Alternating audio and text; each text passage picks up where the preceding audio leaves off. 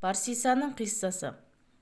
Бағзыда Бану Исраил жерінде Барсиса деген бір тақуа кісі өмір сүріпті. Ол шын көңілмен хаққа тағат қылуға берілген жан екен. Жастайынан жанын да тәнін де таза ұстады. Дүние байлыққа қызығып, мал жинауды мұрат тұтпады. Тек түрлі ұстаздардан тәлім алып, күндіз-түні кітап оқумен, ілім алумен шұғылданды. Аяқ жетер жердің бәрін кезіп, замандас ғұламалармен сұхбаттасып болды. Жасы ұлғайған кезде өз еліне келіп, қалған өмірін құлшылыққа арнамақ болды. Құдайға шын ықыласымен риясыз беріліп, иманмен өтуді ойлайды. Барсиса үйінің сыртынан бір құжыра қаздырды. Оның іші көрдей қараңғы болды. Осында отырып еш нәрсеге мойын бұрмай құлшылыққа кірісті.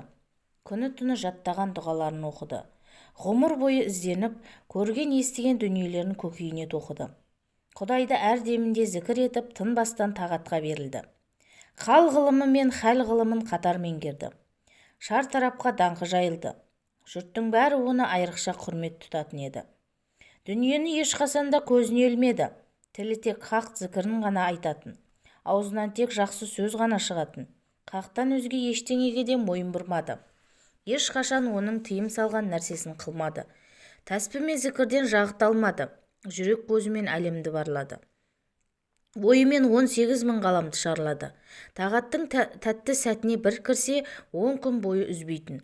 3 күн сайын бір рет қана дәм тататын. Тек 10 күннен кейін ғана сыртқа бет алатын. Бұл сәтті күтетін ханы мен қарасы онымен дидарласып қалуға ынтығатын. Пақыр міскіндер дұғасын алуға асығатын. Содан кейін Барсиса қылу етіне қайта кіретін. Бұрынғысынша хақтың дәргейіне жүгінетін. Барсисаны сырттан аңдып, оған өшіккен жауы бар еді. Ол Әзәзіл шайтан еді. Барсисаны азғырмақшы болып қанша әзірленіп келгенімен оның жүрегіне уәсуәс сала алмай мысық ұрды. Тау шағылып тауаны қатты. Жігері құм болып шарасы қалмады. Айла мен мекердің сансыз түрін білсе де, Барсисаны азғыруға оның бірі де жарамады. Әулиенің ақыретте сансыз даңқ пен дәрежеге бөленетінін ойлағанда жүрегін қызғаныш жалыны кернеп кетті. Тура жолдан тайдырар амалды қанша ойлағанымен бәрі де іске алғысыз болды. Бір күні өзінің кіндігінен өрбіген ұрпағын жинап былай деді: «Ей, менің перзенттерім, сендер осы күнге дейін менің әміріммен қанша тақуа мен әулиенің түбіне жеттіңдер. Олардың иманын ұрлап, Құдай алдында қарабет қылдыңдар. Айла мен мекердің сан түрін білесіңдер. Соның бәрінде кәдеге жаратып жүрсіңдер. Мұның бәрін сендерге мен үйретіп едім. Өзім де талай ғалым мен ғұламаны азғырып, үмітін күйретіп едім. Бірақ мына бір кісі мені шерменде қылды. Барсиса деген көңілі Құдайға байланған хас тақуа екен. Қанша азғырсам да алдырмады. Жолын тосып, сүріндірер оңтайлы сәтін іздесем де шалдырмады. Ол зікір айтқан сайын денесі тағаттың ләззатынан тынбай балқиды. Ал менің тәнімді зәһәрлі өткір жалын шарпиды. Тілінен шыққан астағфар жүрегіме отты найзаны шаншиды. Алланы дауыстап еске алғанда алмас семсермен тұл бойымды тілгілейді. Хақтың есімдерін үнсіз қайталағанда тікенді күрзімен басымды тынбай соғады. Міне көріңдер деп Әзәзіл жейдесін дар-дар айырып шыртып жіберді. Бүкіл шайтан әулеті таң қалғаннан ішегін тартты. Іблістің сау тамтығы да қалмаған. Бәденін от күйдіріп, найза мен қылыш аямай шапқылапты. Бәрінің де ішінде аяныш оянды. Ібліс сөзін жалғай түсті: «Мен сендерді бұл жерге жайдан жай шақырған жоқпын. Бәріміз де үмітсіз шайтанбыз. Бірақ қол қусырып қарап отыра берсек, мына Барсиса деген бәле бәрімізді осы дүниеде-ақ тозаққа түсіретін түрі бар. Бәлкім, сендердің іштеріңде менен оза туған біреуің бар шығар» деп әулетіне жалынышпен көз жүгіртті. Барлығы бастарын төмен салып, жер шұқылап отыр. Әзәзілдің кеудесінен желі шығып кетті. Бұрын менмендікпен ешкімді көзге ілмейтін едім. Көңілім көкке өрлеп, сендерді зекіп, ұрсып, жұмсаушы едім. Қазір қарап тұрсам, қауқарым таусылып, күш-қайратым сарқылып барады. Мына Барсисаны қайсың бар жеңесіңдер? Аталарыңның алғысын алғысы келетін кім бар? Деді әлсіз сыбырмен. Ешкім үндемеді. Ібліс қулыққа көшті. Барсиса саламат иманмен Құдай алдына баратын болса, ешкімге сөзіміз өтпейді. Менің де сендердің де сөздеріңнен күш кетеді. Бұрынғыдай адамды емін-еркін азғырып иманын ұрлау деген болмайды. Тұқымымыз тұздай құрып кетудің сәл-ақ алдында тұр. Ақырға дейін адамзат баласын азғыру үшін бізде бір ғана жол бар. Ол Барсисаны ғибадаттан махрұм ету. Иманын жұрда етіп, өзімізбен бірге тозаққа алып кету. Одан қаймықпайтын қайсың барсың, деп шыдамай айқай салды. Сол сәтте Абияз атты бір шайтан орнынан атып тұрды. Құйрығын бұлғаңдатып, атасының алдына келіп жүгінді. Басқа шайтанның бәрі бастарын көтеріп алды. Ібіліс те Абиязға көзін тігіп тұра қалды. Рұқсат етсеңіз, бұл іске мен барайын. Адам болып жаралған соң, оның да осал жері болады. Оған жақын барып көру керек. Адам ата пейіште Құдайдың дәргейінде жүрген кезде де оған бидайды жегізген жоқ па едіңіз, деді Ібіліс. Сонда Ібіліс: «Иә, ол кезде адамға өшігіп жүрген кезім еді.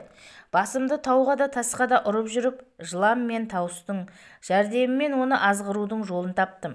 Бірақ жерге түскен соң жылан да тауыс та менен безіп кетті. Жылан мені көрсе жанына жолатпай ысылдап айбат шегеді. Тауыс та маңына жақындасам бітті, байбалам салып қарғысты боратады. Бұл жолы ешкімнен қайран болмай сендерге күнім түсіп тұрған жоқ па? Егер сен оны жолдан тайдырудың бір амалын тапсаң, менің ең сүйікті ұрпағым болар едің. Олай болса тез барып Барсисаны азғыр», деді. Абияз көп бөгелмеді. Үстіне әппақ шапан киді. Қолына ұзын ақ асат ұстады. Мойнына ақ ала жіптен өрілген бұршақ салды. Сөйтті де тұп-тура Барсисаның қылуетінің қасына келді. Сыртқы есік жабық тұр еді. Абияз есікті қақты да: «Әй Барсиса, мен бір құдайы қонақ едім. Өзім жаннан да малдан да баз кешкен дәруішпін. Сенің атағыңды алыстан естіп, танысуға бір құштар болып жүредім. Ұшқан құстың қанаты талатын, шапқан аттың тұяғы күйетін шалғайдан сені іздеп келдім. Есікті аш, көкейімде жүрген сан түрлі сауалдарым бар еді. Сенен жауабын табармын», деді. Бұл кезде Барсиса 10 күндік құлшылығына кірісіп кеткен. Ол Абияздың сөзін естіді. Бірақ құлшылығын бұзбай отыра берді. Абияз біраз тұрған соң Барсисаның тысқа шықпасын білді. Сөйтті де не істеу керегін білмей біраз ойланды. Ақыры жайнамазын шығарып жайып жіберді де есіктің алдында тағатқа кірісті. 10 күн өткеннен кейін Барсиса сыртқа шықты. Шықты да қайран қалды. Есіктің қасында бір дәруіш құлшылық қылып отыр екен.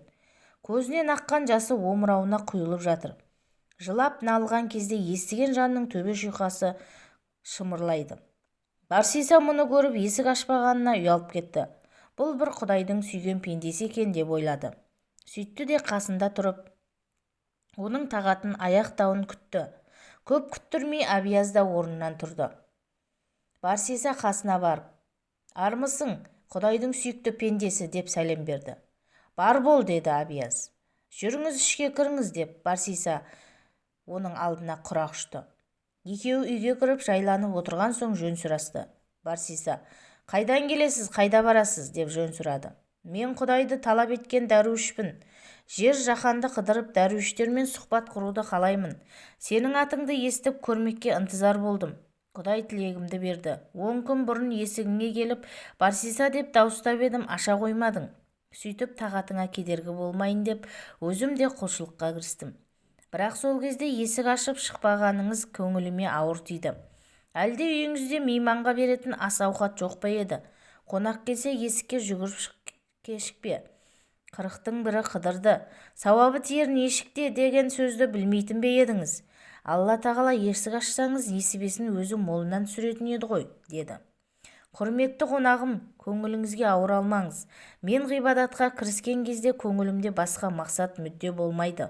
Ол кезде тіпті патша келіп есік қақса, оған да ашпаймын. Ал енді ішке кіріп мейман болдыңыз. Қалағаныңызша сұхбат құрайық, хақтың бұйырғанын қылайық. Күндіз-түні зікір айтайық. Құжырада менімен бірге отырыңыз», деді. Абияз бұған келісті. Екеуі Аллаға құлшылық етуге кірісті. Абияз тыным алмай намаз оқыды. Толассыз Алланы зікір етті. Барсиса оның тағатын көргенде айрықша құрмет тұтып сыйлауға кірісті. Олар Барсисаның бұрынғы әдетінше 10 күнде бір мәрте тамақ жеді. 40 күннен соң ғана құжырадан шығатын еді. Аллаға күндіз-түні тағат қылып, ұйқы мен рахаттан баз кешті. Барсисаның Абиязға деген құрметі күн өткен сайын арта түсті. Бір күні: «Тақсыр, мен сізді жай ғана дәруіш екен деп жүрсем, сіз Құдайдың кәміл құлы екенсіз. Алланы шын талап еткен ер екенсіз. Енді сіздің алдыңызға түссем әдепсіздік болар. Намазда сіз имам болыңыз. Маған ұстаз болып, ілімнің қыр-сырын үйретіңіз», деп өтінді. Абияз келіспеген сыңай танытып, кейін оған құлақ асты. Намазда имам болды. Зікірден еш ғапыл қалмады. Құлшылықтан белі талмады. Абияздың құлшылығын көрген сайын оған деген Барсисаның ықыласы арта түсті. Бір күні оған Абияз: «Әй пірадар, мен саған сырымды айтайын. Аллаға күні-түні тағат қылып жатқан жан едім. Мекенім жерде емес, көрде емес, қалың омбы қардың іші еді. Мен бұрын атыңды сырттан естіп, өзіңді көруге ынтық болып едім. Хақ жолында айрықша тақуа деп естіген соң, алып ұшып осында жетіп едім. Алайда сенің тағатың менікінен де азы көрінді. Көңілім толмады. Маған рұқсат ет, өз мекеніме қайтайын. Сол жақта хаққа құлдық қылайын», деді. Барсиса мұны естігенде ұяттың отына өртенді. Ішіне бір дерт енді. «О, не дегеніңіз, тақсыр? Әлбетте сіздің алдыңызда дәрежем төмен екенін мойындаймын. Сіздің үмітіңізге лайық болмай қалғаным үшін мың мәрте кешірім сұраймын. Бірақ мына пендеңізді жалғыз қалай тастап кетесіз? Сіз кетсеңіз, ішіме шер мен кесел жамап аламын ғой. Менімен бірге тұра беріңіз. Сізден үйренерім көп екен. Мендей шерменде құлыңызды жалғыз тастап кетпеңіз», деп жата кеп жабысты. Абияз мұны естігенде ішіне мырс етіп күлді. Сонда да бой бермей: «Жоқ, о не дегенің? Дереу қайтуым керек. Мекенімді аңсадым. Ол жердің мүлдем қызығы қалмады. Тағы бір аз ғана күн аялдасам, тағатым азайып, Құдайға шет боламын ба деп қорқамын», деді. Барсиса сонда да қалуын өтініш жалынып сұрады. Абияз соңында: «Онда былай болсын, пірадар. Сен менен қасиетті бір 3 дұға үйреніп қал. Алдыңа қандай науқас келсе соған оқисың. Ал адам сенің дұғаңнан шипа тауып, құлан таза айығып кетеді. Даңқың шарапатқа жайылады», деді. Барсиса: «Жоқ тақсыр, мен ғибадаттан таймай отырған жанмын. Біреуге дұға оқып, дем салып отырсам қанша уақытым зая кетеді. Әрі халайықта бұл жайлы білсе, топырлап құжырамның алдынан шықпай қояды. Сосын зікірден ғапыл қалып, құлшылықтан кесіліп қалармын», деді. Абияз: «Әй Барсиса, сен әлі шик екенсің. Бір момын пендені кеселінен жазсаң, 70 жыл құлшылықтан да артық екенін білмейсің бе?» деді. «Өз аяғымен келген сауаптан 100 бұрғаның қалай?» деді. Мұны естігенде Барсиса келісті. Абияз сөйтіп оған 3 дұға үйретті. Содан кейін қайыр-қош айтып, қылуеттен шығып кетті. Абияз жолда келе жатып, бір адамның ішінен жын болып енді. Әлгі кісі дертіне дауа таба алмай, барлық тәуіпті шақыртты. Абияз да тәуіп болып оның алдына келді. Тамырын ұстап сырқатын көрді де: «Меніңше бұл дертті жазып алуға ешбіріміздің шамамыз келмейді. Бұл кісінің кеселі жын екен. Оны тезірек Барсисаға алып бару керек. Тек сол ғана жазады», деді. Олар: «Жоқ, Барсиса деген бір тақуа кісі. Оның көңілінде зәредей де дүниенің қалауы жоқ. Бәрібір алдына апарғанымен науқасты қабылдамайды. Ғұмыр бойы хақтан өзгеге көңіл бермеймін деп отырған жан», деді. «Сендер былай етіңдер. Науқасты оның үйіне алып барып, жылап еңіреп көмек сұраңдар. Егер шын Құдайды талап еткен тақуа болса, мойнын бұрар», деді. Абияз. Олар осылайша науқасты алып Барсисаның алдына келді. Барсиса бір дұға оқып дем салған кезде сырқат та құлан таза айығып орнынан тұра келді. Абияз бірнеше адамды жынды қылды. Бәрі де Барсисаның дұғасымен жазылып жатты. Бір күні Абияз патшаның қызын жынды қылды. Патшаның қызы жын ұрған соң талып қалды. Тынбай айқай салып жұрттың бәрін мез етті. Сарай халқы оның дертіне дауа іздеп сабылды. Патша жарлық шашып, қаладағы бірнеше тәуіпті алдыртты. Абияз да олармен бірге келді. Ол қыздың тамырын ұстап көрді де: «Бұл қыздың дерті ішіне жын кірген екен. Мұны емдеудің жалғыз ғана жолы бар. Біздің ешбіріміздің қолымыздан келмейді. Барсисаға барып айтыңыздар», деді.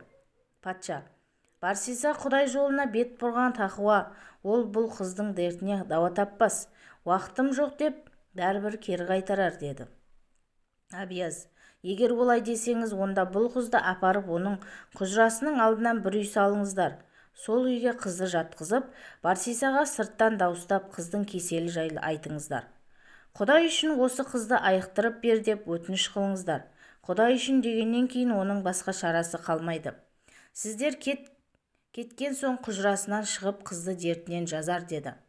Патша мен халқы солай істеді. Барсиса Құдай үшін дегеннен кейін лажсыздан құжырасынан шығып қызға дем салды. Патша қызы дем салған соң есі кіріп орнынан тұра келді. Барсисаға иіліп сәлем берді. Ол көп отырмай орнынан тұрып қайта кетіп қалды. Бірақ сол сәтте қайтадан қызды жын буып, аузынан ақ көбі ақты. Сол сәтте талып қалды. Амал жоқ. Барсиса қайта келіп қызға дем салды. Бірақ құжырасына кетсе болды, қыз қайтадан есінен танып қала берді. Жын қысқанда үстіндегі киімдерін жыртып жан-жаққа шашты. Бір күні оның жалаңаш денесіне аңдаусызда Барсисаның көзі түсті. Шайтан көңіліне кіріп, неше түрлі уәсуәс сала бастады. Ей Барсиса, бұл деген патшаның нәзік гүлі, ешкімнің қолы жетпейтін дүрі. Қазір қолыңда тұрғанда қызығын көріп қал. Сен көп жыл Құдайға құлшылық қылдың. Соның есебінен бүкіл күнәң кешіріледі. Бір рет ойнап күлсең ештеңе етпейді, деп толассыз сыбырлады. Ақыры Барсиса шайтанның тұзағына түсті. Қызды құжырасына алдырып, онымен қалауынша ойнап күлді. Осылайша көп күн бойы қызыққа батып жүрді. Бір күні патша қызы аяғы ауырлап қалғанын айтты. Оны естігенде Барсиса шошып кетті. Жоқ, бұлай болмайды. Халық білсе бетіме түкіреді ғой. Бұрынғы жиған атақ-абыройым бәрі құрдымға кетеді. Сондықтан тезірек мына қыздан құтылайын деп ойлады. Абияз шайтанда жүрегіне неше түрлі бұзық ойлар салып азғыра бастады.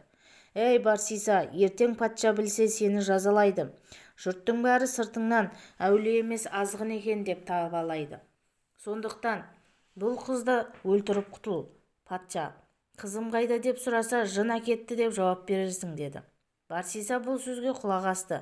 Қыз ұйықтап жатқан кезде өлтірді де құжыраның сыртынан бір жерді қазып, қызды соған көміп тастады.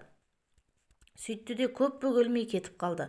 Абияз осы арада жалма-жан жетіп келді де қыздың көйлегінің етегін сыртқа шығарып тастады. Содан патша ұйықтап жатқан кезде оның түсіне енді. Ей патша, сен қызыңды жаттың қолына тастап қалай ұйықтап жатырсың? Барсиса қызыңмен қалағанынша ойнап күлді. Оның ішіне бала бітті. Мұны білген Барсиса қызыңды өлтіріп құжыраның маңына көміп тастады, деді. Патша ұйқыдан тұрған бетте Барсисаға барды. Ей Барсиса, мен саған дертінен айықтыр деп қызымды сеніп тапсырып едім. Бірақ қанша күн өтсе де оның бір дерегі білінбеді. Қазір де құжыраңнан көре алмай тұрмын. Айт шапшаң, қызым қайда, деді. Барсиса көзін төмен салып тұрып, айып етпеңіз патшам, қанша күн бойы оны емдеу үшін күш-қуатымды сарп еттім. Күні-түні ұйқы көрмедім, бірақ кеселі жын болғансын маған бой бермеді. Оған жын патшаның ұлы ғашық екен. Бір күні әскер жинап келіп оны менен алып кетті. Дұға оқып Құдайға жалбарынсам да шамам келмеді, деді.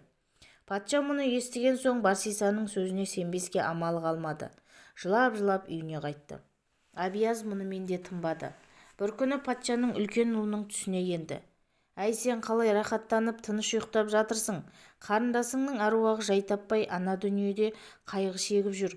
Оны жындар алып кеткен жоқ. Барсиса өлтіріп жерге көміп тастады, деді. Патшаның ұлы Барсисаны қатты сыйлайтын еді.